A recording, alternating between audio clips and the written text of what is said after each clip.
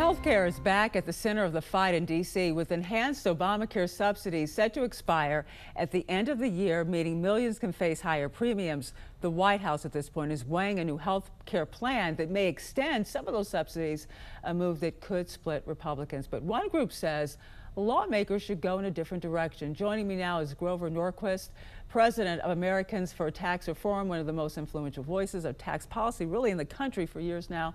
Thank you so much for joining us, Grover. But before we get to why you're here to talk about health sharing ministries, let's just begin with these Obamacare subsidies. If you were advising the president at this point, what would you tell him to do with these subsidies? Okay. The reason why we need health care subsidies is because Obamacare failed. Obamacare did not do what President Obama said it would. You were supposed to be able to keep your doctor. That was not true. Everybody was supposed to see their insurance premiums go down by $2,500. Instead, they doubled. And because of the way Obamacare is set up, very few choices, no transparency, it's the post office trying to run a hospital very poorly, costs go up, and the subsidies are to hide the failure of Obamacare. Why in the world would Congress spend any time at all bailing out a failed system that doesn't improve? What we need to do is give people alternatives to leave Obamacare.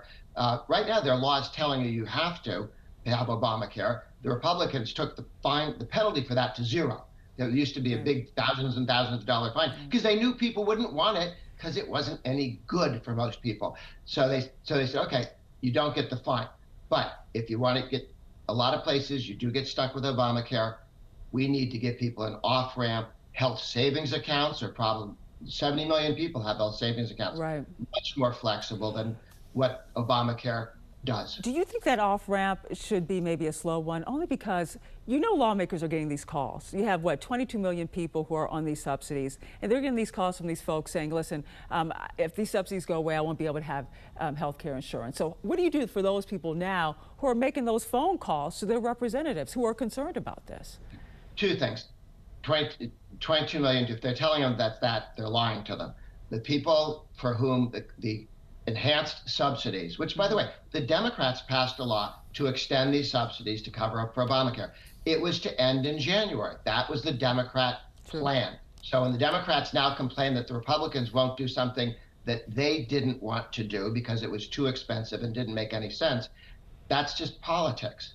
And in point of fact, what did the administration say? You have to be a citizen, not an illegal immigrant, to get these benefits, and you have to be looking for work, not even working, just looking for work. And there are a bunch of people who say, I don't want to look for work. I just want free health care subsidized by somebody.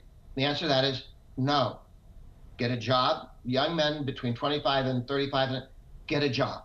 This is not about people who have kids at home or have handicaps or anything. These are people who could and should be working and choose not to because the way Obamacare was set up, you didn't have to work. Well, let's talk about the health sharing ministries, which is really, and just make sure I have this right here. They're faith-based membership programs where people kind of pool their money to pay each other's medical bills. Now, you're saying that maybe the IRS should treat health sharing ministries the same as these health insurance for tax purposes. Why do you think that would benefit more Americans? Well, right now, health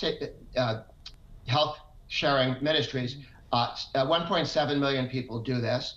But it could be a lot more people having that opportunity if you could have tax deductible what you put in the way companies do, the way corporations do it, to treat health sharing ministries the way we treat other insurance pools or insurance that people have. So they're not asking for some special benefit. They're not asking for a subsidy. They're simply asked to be treated the way other businesses are that provide health care. They do it through cost sharing among people in a particular religious faith. This could be 10 times as big if the government would step back, and some of it can be done by executive order or by a change through reconciliation. Some would require laws to change. Now, you said, 1.7 million people already? Mm-hmm. Yeah, that's a good way to check and say, how's it going? Yeah. Those are the people who would quit if they didn't like it and who could explain to people, here's the way it works, here's how it's done. Health savings accounts is another off-ramp as well that has 70 million people doing it. But the Democrats put in laws to make it difficult for people to use health savings accounts. Not everyone who could use it is able to get to it. That needs to be changed so that everybody could, if you like Obamacare, you can keep your Obamacare. Yeah. We're not going to throw additional subsidies at the failures of Obamacare, but if you'd rather have a health savings account or sharing ministries, those should be options for everybody without government restrictions that the Democrats stuck in there to force you into Obamacare. All right. Thank you so much, President of Americans for Tax Reform, Grover Norquist. Thank you for joining us. Happy Thanksgiving to you. Good to be with you.